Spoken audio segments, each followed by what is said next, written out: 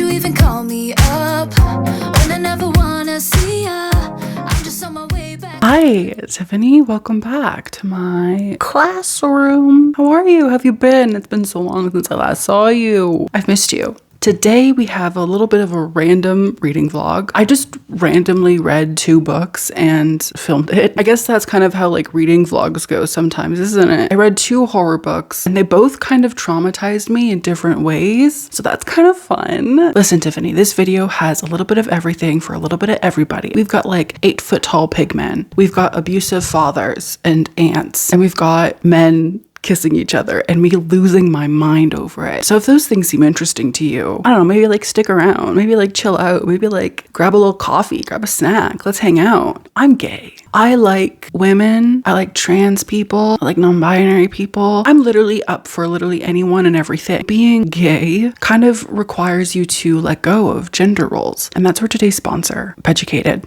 comes in. Beducated, in case you don't know, has over 150 different online courses about sex, intimacy, consent, freaky deaky stuff. Literally anything you can think of, Beducated probably has it. Every single course is taught by an expert, somebody who is real fancy dancy in their field. And like I was saying earlier, I'm really interested in the dynamics between like sex and gender roles. And so I started taking this course on Beducated called Sex Without Gender Roles. And it's exactly what it sounds like, but also like so much more. It's taught by this person named Charlie Henderson, and they go over queerness, the intersections between society, gender roles, where gender roles come from. And the class is so interesting because they talk about unlearning these learned mechanisms that we have from early childhood and how to show up really as your true authentic self. I love Beducated so much. I cannot recommend them enough. It's so interesting to go from like class to class to class to see not only like everybody's different takes on things, but then also to learn new stuff about sex,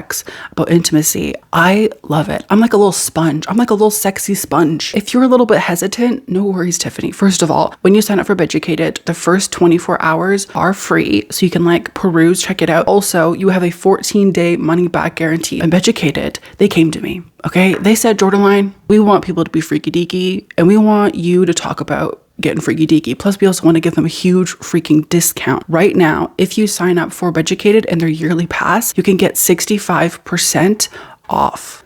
65%. Go to Beducated, get $69 off the yearly pass with code Jordaline69. Code Jordaline69, which has a beautiful ring to it, and I kind of want to have that be my username from now on for literally everything. Use code Jordaline69 to get $69 or 65% off the Beducated yearly pass. Thank you so much to Beducated for sponsoring today's video. Let's talk about the 2 books that I read for this reading vlog. The first one is The Black Farm by Elias Withrow. This is about this guy named Nick and his girlfriend Jess. They are having maybe the worst year just ever. Jess was pregnant. They lost the baby. A bunch of people have died. Things are just like not going well at all. Like it's just tragedy after tragedy after tragedy. And so Nick and Jess are kind of like, you know what? Let's just end it. Let's just get out of here. Nick and Jess decide to do a little double suicide. And they do. Both of them expect really for there to be just a calmness, you know? Just for them to sort of like drift into the void, into nothingness. That's not what happens though. Nick and Jess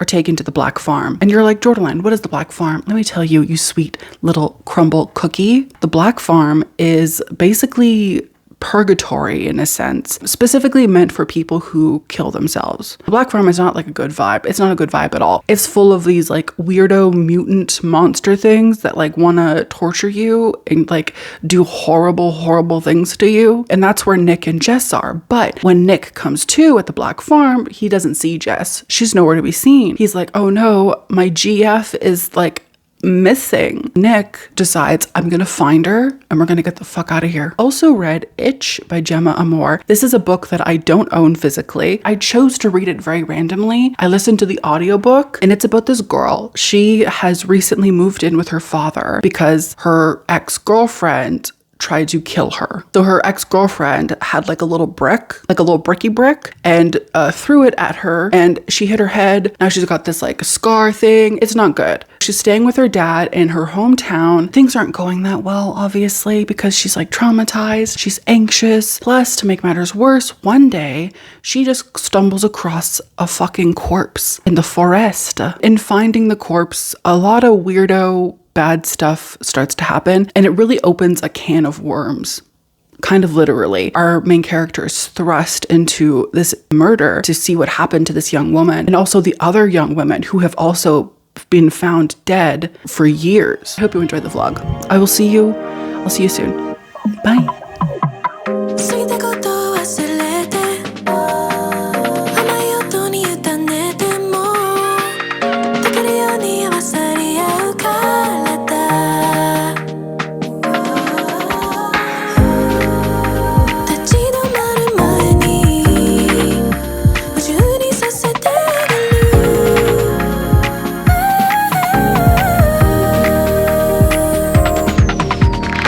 繊細なその目を見つめて知りたいやばい期待止まらない No, no, no, no, yeah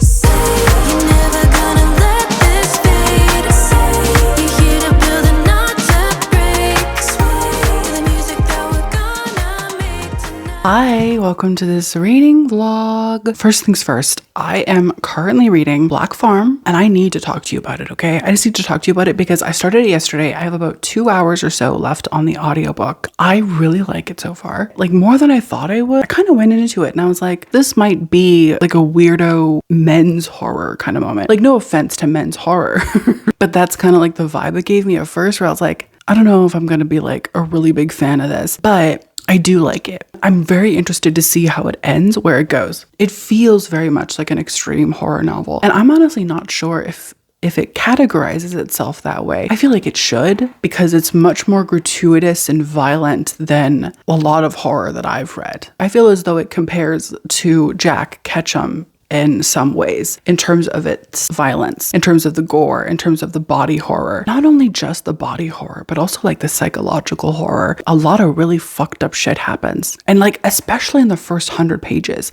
The first 100 pages, the author was like, I'm gonna make sure that these first 100 pages are a lot to deal with. There's so many scenes where I was like, what else could you possibly do to make this worse? And then it would get worse. I would be genuinely like surprised. For instance, there's one part where somebody is told to eat a piece of meat and he can't chew through it because it's too tough. So then their teeth are removed from their gums, every single one of them, and oh my God. And replaced with screws. Their teeth are removed with pliers and then replaced with screw. Like they put screws. Ugh. Just even describing that feels like extreme horror. And I feel like if it's not supposed to be extreme horror, what the fuck is going on? Bro, there was also another part like closer to the beginning where our main character like has to eat a slug, but it's not even just like a slug. It's like a weirdo, huge mutant slug. And like that part, literally, I wanted to fucking puke. I wanted to retch. I'm not even joking. I literally gagged. So gross. I surprisingly don't hate the main character, even though he kind of seems a bit like a Mary Sue. What's the male version of a Mary Sue? He has that vibe, but he also doesn't really have that vibe because he isn't indestructible, but he has that vibe a little bit. But the part where I'm at now, he very much is transforming in terms of his personality, but I'm honestly a little bit worried that it's transforming in like the bad direction. Before I was like, oh my God, yes, you can do it. But now I'm kind of like, maybe you're doing it too much. I'm worried about you. His dedication to his girlfriend is really something else. But also at the same time, there are these doubts from the main character about whether or not he's really that dedicated to his girlfriend. Because there's also all of these questions of like, if you loved your girlfriend the way that you say that you love your girlfriend, why did did you let her die? Why would you be there for her in the process of a suicide? Why would you go through with that if you truly loved her? It's a little bit depressing, but honestly, the Black Farm part of it all helps to make it like less depressing. It's depressing because the main character is like a sad person, but then all of this really weird, fucked up shit happens, and you're like, oh, okay, I can kind of forget that the fact that you literally killed yourself, did like a double suicide. I can kind of move on from that because I can just focus on the fact that there is like 8-foot tall pig man who's trying to eat you. I will say, trigger warning for so many things, dude, including rape, sexual assault, including cannibalism, including literally anything that you can think of. Just a trigger warning for that. I also feel as though the author is like a little bit fat phobic. The fucked up monster pig things. I'm saying pig, but they're not really pigs. If you read the book, you'll know. All of the bad guys, all of the really detestable, horrible people in the book are described as extremely fat. And that's a little weird, my guy. It's a little bit suspicious. The fact that like everybody is described as being fat. And like it'd be fine if it was like, oh yeah, he was like a large person. But no, it's like every time that character is described, their fatness is also described. And it's also described in like a way where it's supposed to add to this repulsive, unappealing feeling of the characters. So not only are they disfigured and like physically grotesque, but also they're fat, so that makes them like doubly grotesque. And I think that's kind of fucking weird. It's happened like 3 times now, like 3 different villains, 3 different like detestable beings have been described as like grotesquely fucking fat, and it's a lot. It's a lot. I don't know how I feel about it. I feel as though it would be fine, but literally nobody else is described as being bigger. None of the other characters, because there is our main character, but then also there are like the other suicides who are also trying to survive the Black Farm. All of the ones that we've met have not been described as being larger bodied. I'm just reporting what I see.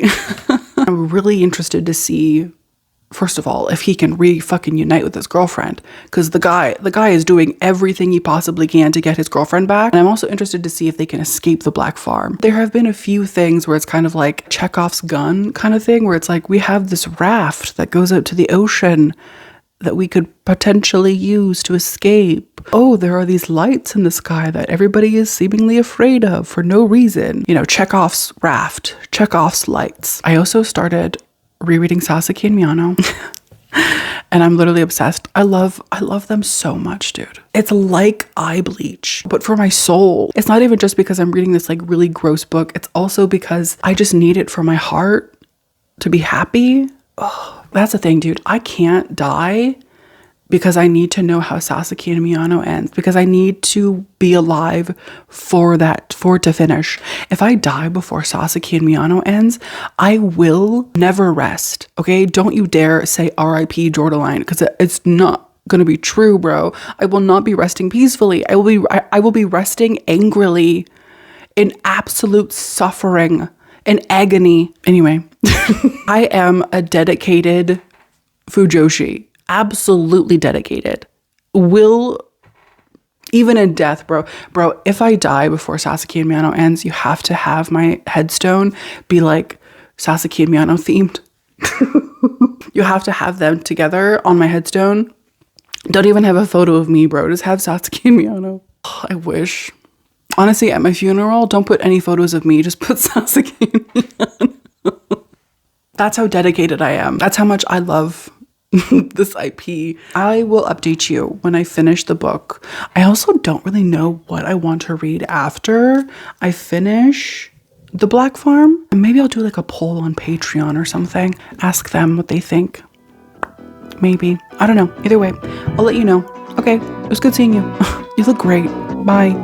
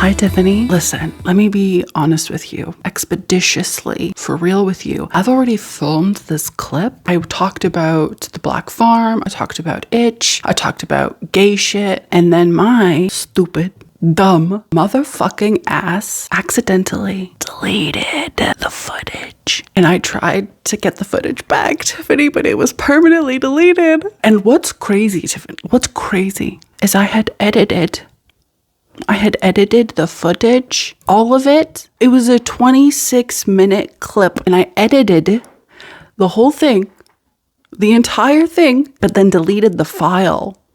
So all of that for naught. What absolutely grinds my asshole is the fact that I thought about exporting it. I was like, oh, maybe I should like save what I've already edited, but I didn't do that, Tiffany. I didn't do it. Absolutely devastating for me. I'm going to refilm. I'm going to try to remember what I said. This is like a second chance to do even better, to be even more entertaining. It's probably going to be less entertaining, honestly, because I was quite hyped. Okay, I was hyped. But anyway, I did finish the Black Farm. Something in the last clip, the clip that I deleted, that I forgot to mention that I realized after. I listened to the audiobook while also reading it physically. The audiobook is interesting because there's music and background noises throughout the audiobook. So whenever there's a tense moment, the music is like dun dun dun dun dun dun dun dun. But then also like when things are described, like if somebody is screaming, there will be like somebody screaming in the background of the audiobook. And I don't know how I feel about that because I also listen to my audiobooks usually on like 2x speed. It made for an interesting book though, but also a little bit gross, a little bit fucking gross, because also there were sound effects for things that I don't want or need sound effects for, like masturbation. There are sound effects for literal fapping. I know that's like such like a 2012 meme type of word, but I'm being literal. The sound is a fap, and I don't like that. So Elias, with peace and love, please don't add that again. If they make an audiobook for any more of your books and there's sound effects in them as well, I'm okay with maybe like a little scream, a little bit of like, you know, like a ripping of flesh kind of sound. But I'm not okay with is the sound of people touching themselves. I don't like that.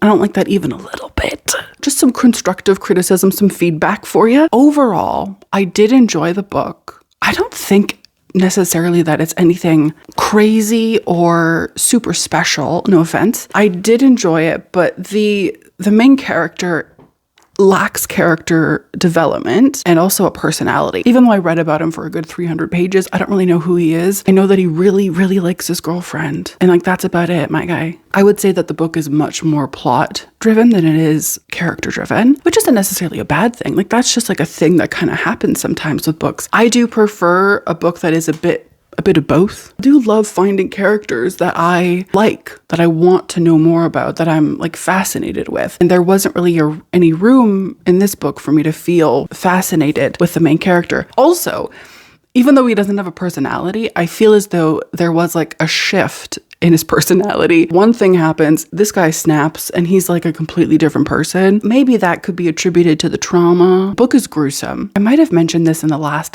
clip. If you are planning on reading it, I do advise that you read the trigger warnings because that's very important. I don't want you to be triggered, Tiffany. I would say the first 100 pages are the most horrifying. And then from there, it's just kind of like mildly horrifying. But that's also me. And my view is very subjective and objective to me. So I feel as though if you're new to horror, maybe you would find it a little bit more horrifying, a little bit more gruesome than I did. There is one part like towards the end that I was like really, I don't want to say grossed out by, but like horrified by. Like, I thought it was quite scary. Just the idea of it, really. I don't want to spoil anything, but there's a part where I was like, oh, that would fucking suck. I mean, I guess all parts of the book would suck, but that part specifically, I was like, ew, I don't like that. It's also part of the reason why I didn't watch Attack on Titan. I still haven't watched Attack on Titan because I'm like, I hate that so much. I would give it maybe like a 3. I would recommend it. If you like, I guess, extreme horror, I would check it out. So I also started reading Itch by Gemma Amor. When I first did the clip that I deleted like an actual asshole, I was probably halfway through the book, and now I'm about an hour away from finishing the book. Basically what I said in that clip was something along the lines of that I really like it, that I really relate to the main character, that I'm fascinated by her viewpoint. I also had suspicions about certain people. I won't say who because I was right. I don't know if it's just because this has happened twice in a row now with like Don't Let the Forest In and now Itch, but like I'm kind of smart. I don't want to say anything crazy, but am I a genius for knowing who the bad guy is immediately? Listen, Tiffany, you can say it. I'm not going to say it, but you can say it. I really, really like this book. I also love the way that Gemma Amor writes. Her writing is so beautiful. But even more than that, actually, Tiffany, because I also talked about this in the clip that I deleted like an asshole. She's narrating the audiobook. Gemma Amor is narrating the audiobook for her book Itch. I'm listening to the audiobook because I don't own it physically because I don't want to pay for it. I don't want to spend $40 on it. I don't want to. I might honestly now, depending on how it ends, if I really like it. She narrates the audiobook and her voice is so beautiful, dude. Gemma, if you ever want to just like narrate like anything, I will listen to it. Her voice is so good and she has an accent. She's like a British accent, which I absolutely cannot do a British accent. I've really tried my whole life and I really can't do it because I feel as though sometimes it bleeds a little bit into Irish. Do you hear it? Yeah, I think you do. It's not good. I'm obsessed with it. Okay, I'm obsessed with it. Do I have a crush on Gemma Amor? Maybe. Maybe I do. Because she has a beautiful voice. I have a crush on literally any woman who dares to exist. Oh, you're a woman living in this timeline, in this world? I've got a fucking crush on you, dude. And then the absolute juxtaposition of like me seeing literally any man, I'm like, get the fuck out of here. Itch is really good. The book is a lot about bugs. I will say that. Okay. There's also a lot of ants. And I think honestly that ants might be my least favorite bug because I don't know if you've ever had an ant infestation, Tiffany, in your home. I have.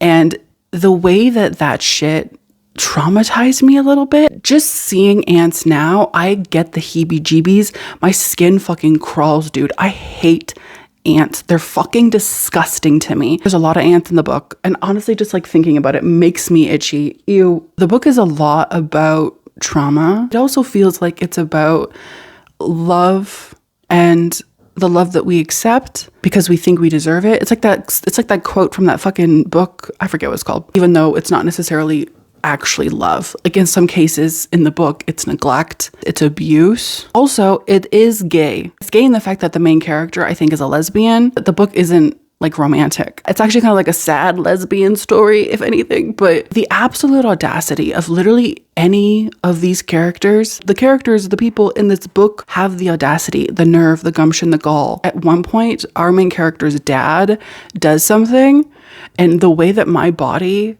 filled with rage. It wasn't even necessarily just the fact that he did something so abhorrent, but it was also because I was like, this is like a real thing that would fucking happen. This is something that somebody's parent would fucking do. And that makes me mad. That makes me mad. I'm excited to finish the book. I'm excited to see what happens. So far right now, I would say it's like a 4-star read. There is something missing from it that I can't quite place, but overall, I do really like it. I would recommend it so far that you pick it up. Okay, but Tiffany, can I talk my shit? Can I say my shit? Can I say my piece? Can I speak my truth? Can I be controversial but brave? Listen, Tiffany, I am mentally ill in like a very fun, very cutesy kind of way. You know, it manifests in hyperfixation. It manifests in distractions. My distraction for the past few months, as you probably know, has been City Boy Log. You know that, Tiffany. You already know City Boy Log has taken over my life in like the best possible way. Okay, in case you're new, in case you don't know what I'm talking about, City Boy Log is a YouTube channel, Korean YouTube channel that is a BL. But the way that the BL is formatted, it's meant to seem like a vlog. And rather than there being characters, we have the actors who are in the show. The actors will use their real name. It's very interesting because it really blurs the line between reality and fiction. And I think that's probably why it got me so good, bro, is because that line, she's blurry. There's things where I'm like, this is suspicious and very gay. I won't bore you with my conspiracy theories, but City Boy Log, my ship is called Yoongun. It's Yoonjae and Donggun. They are like a pretty new couple. They're like the newest couple on the channel. There are 3 couples. There's also 6 seasons, plus also content like between the seasons. I'm actually obsessed with Yoongun. The other couples I do think are really cute, but like my heart, my head is specifically Yoongun, specifically Donggun. Donggun is the cutest fucking human on the planet. I'm not even joking. I know that this is like a full ass grown man, and I don't care. He very much gives the energy of like baby girl. Latest update. The latest update with Yoongun, and why I'm so giddy is that Yoongun, within the canon of the show, have canonically, biblically, touched tips. They've had sex. They've played 2-player Jumanji. They have canonically done it.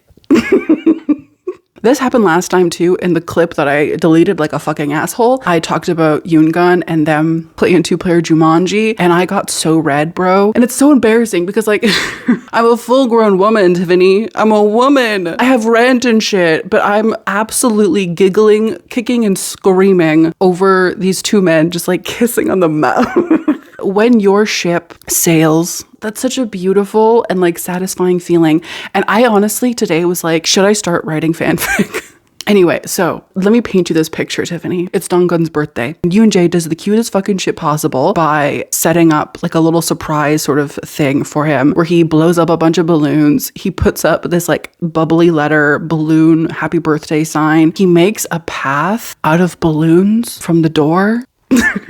He got him like a hat and like a cake and like little cutesy happy birthday glasses. And then also got him an actual gift with a letter. He wrote a letter and he got him a scarf because it's going to be winter soon. He doesn't want it to be cold.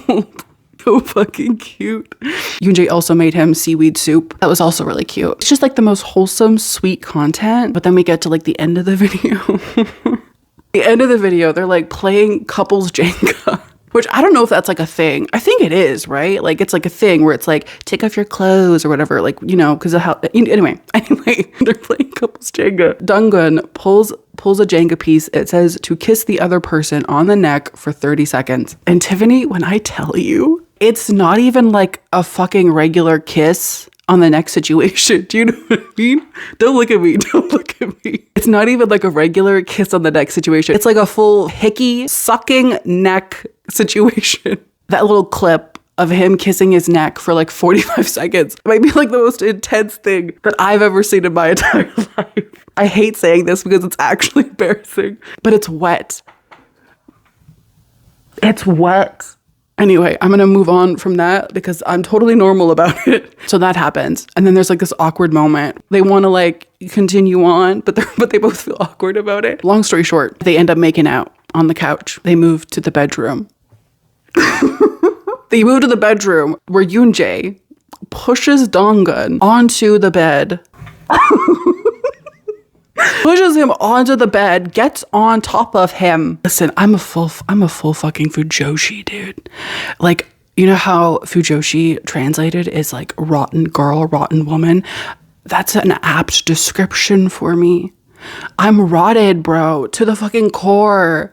I don't have a brain. What I have instead is like asbestos. It's not good. I'm fully rotted. Fully moldy. I'm a bad woman. I also fucking love it though, because I just want to see dudes kiss. Specifically these dudes. Anyway, pushes him on the bed, gets on top of him, and then takes off his fucking shirt. And also Yoonjae's back is absolutely bonkers, dude. Then also takes off Donggun's shirt. Like unbuttons it, bro. And listen, one of my least favorite things about yaoi is like how they always fuck with their clothes on. But this, I was like, I don't even care. I don't even care. And listen, the video isn't even explicit. Obviously, it's YouTube. It's just a kiss scene. But the implications, Tiffany. The implications, bro. First of all, it's Donggun's birthday. Okay, this is your second birthday gift. Plus, they're in a bed. They're getting naked. The implications, Tiffany. I've never been so happy to have spent money in my entire life. Like, specifically, the kissing bed scene is like a membership only video, and I am a member. You may not know, but I'm a member. Pay $20 a month to be a member. And honestly, it's fucking worth it. I don't want to say that like my life was changed, but I'm saying that like after watching it, I thought if I died like right now, I would be at peace.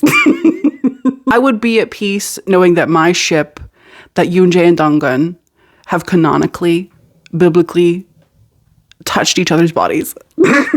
I could go meet my maker. I could float into heaven. I could go to those pearly gates and I could say, yeah, I saw what I needed to see.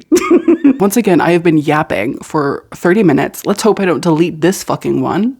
Also, before I go, I did make banana bread and it was delicious, is delicious. I also really want to make other sweet breads. I saw one that was like a cinnamon toast or like a cinnamon bun sweet bread. I'm going to need to make that. I want to get more into cooking and baking because I haven't been, but I want to. Because I also know that like you, Tiffany, love Gordon Ramsay and I love Gordon Ramsay. I want to be Gordon Ramsay and I haven't been her. But I want to get back to that. I'm also thinking about doing a reading vlog where I read Stephen King because honestly, what I'm noticing, and maybe I'm crazy, but I think I'm not. A lot of people do like themed reading vlogs. I haven't been doing that. And I was like, wait, should I be doing that? I literally was like, oh, I think I'm going to start doing themed reading vlogs. So I think I'm going to start with Stephen King because I know that, I don't know, I feel as though people have an interest or are curious about my thoughts on Stephen King.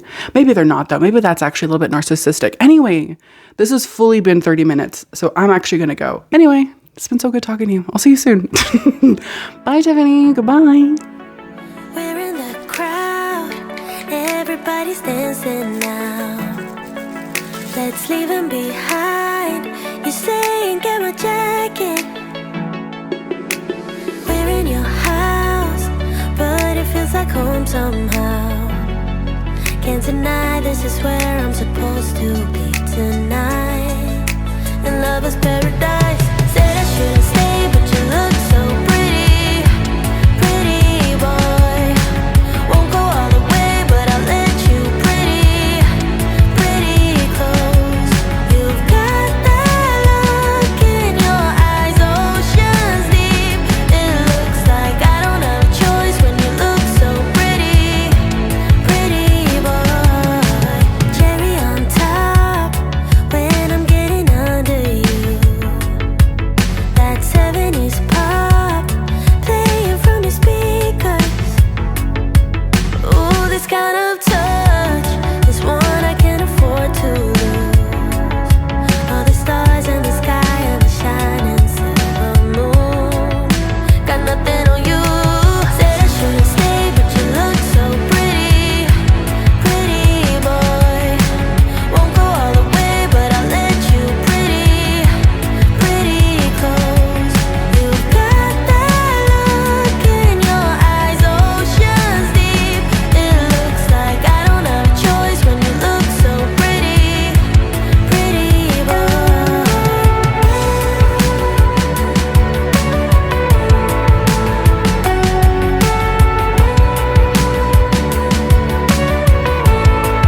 I'll stay a while, maybe all your life. Let me be your love for now, 'cause you're so damn fine. Said I shouldn't stay, but you look so pretty. Good evening, Tiffany. How are you? This will be the last clip of the video. I finished Itch. Listen, I don't have a lot to say. The last time I updated you, I was basically finished with the book anyway. I had like an hour left. So I don't have that much more to say, but I do actually want to talk a little bit about some other parts of the book that I didn't mention before. Specifically, the town or like the place where our main character lives. The town that she lives in is, I think, her mom's hometown, but her dad isn't from there and he doesn't really like it that much. The town seems like a small sort of community and they also have these weird traditions. And that's the thing, I was reading things, people were calling the book folk horror, which I hadn't considered. Mostly, I don't know what folk horror is. Is that embarrassing to say? That might be like literally embarrassing to say. I don't really know what folk horror is. And so when people were like, yeah, it's like a folk horror situation, I was like, Literally could have fooled me. Maybe because I kind of think that folk horror is more culty, I guess. But then I think about the town and they have some real weirdo shit going on. For example, the book kind of centers around this one parade, this one tradition where somebody makes an effigy of a woman out of straw or like organic material. They parade this doll, this effigy of a woman around town. Oh my God, my voice. Around town. And oh my God, my voice. What the fuck is going on? And then they throw it off a cliff.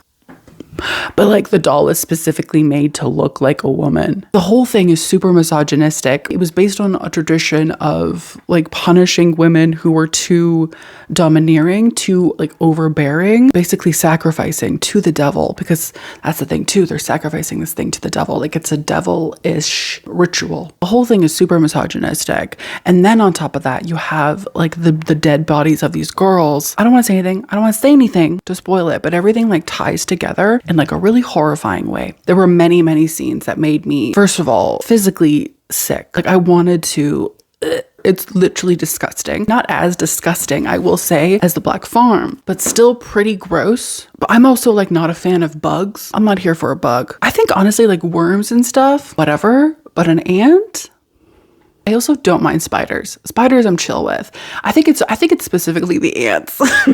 There were multiple scenes outside of just the bug stuff as well that were very hard to read. Specifically, our main character's childhood. There are certain parts of the book where it's just uncomfortable. And it's not even anything to do with like supernatural or physical horror. It's just like psychological horror. I will also say the representation of trauma and like abuse are done really, really well. The representation of healing as well, I think is really done. It's done really well. I feel as though these types of topics, this sort of theme in fiction can be kind of hard to do well, specifically like the impact of trauma and then also healing from that trauma or the process of healing from that trauma. Overall, I think I'm going to give the book 4 out of 5.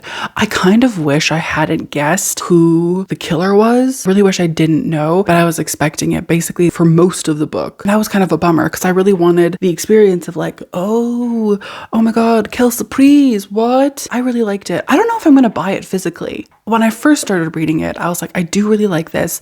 But then I'm like halfway through, maybe more than that, I was like, I do like this, but it's nothing groundbreaking. Honestly, I'm glad that I didn't buy it because maybe down the line, I would have eventually unhauled it. I'm obsessed with this lip color. Let me talk to you real quick, okay? I've never tried anything from Makeup by Mario, but I have this like Makeup by Mario lip liner in the shade Rich Mauve. And I think this is the perfect lip liner for me. If you're ever wondering what I'm wearing on my lips, it's always this lip liner by Makeup by Mario. Pencil is almost done with. First of all, the formula, super long lasting. Second of all, the shade, specifically the shade, bro, is perfect for my mouth, for the whole giggery. It's the perfect lip liner for me. Also kind of close to my natural lip color,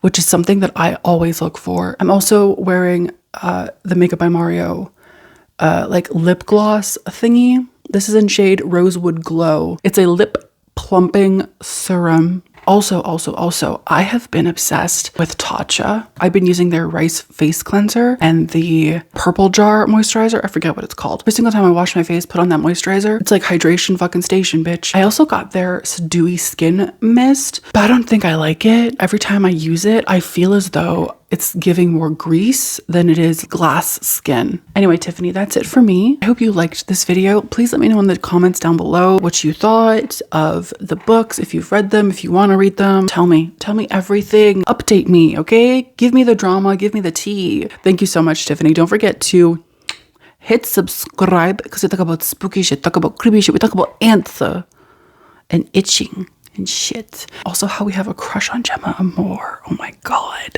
Okay, anyway, thank you so much, Tiffany. I hope you have a wonderful day. I will see you guys in my next one.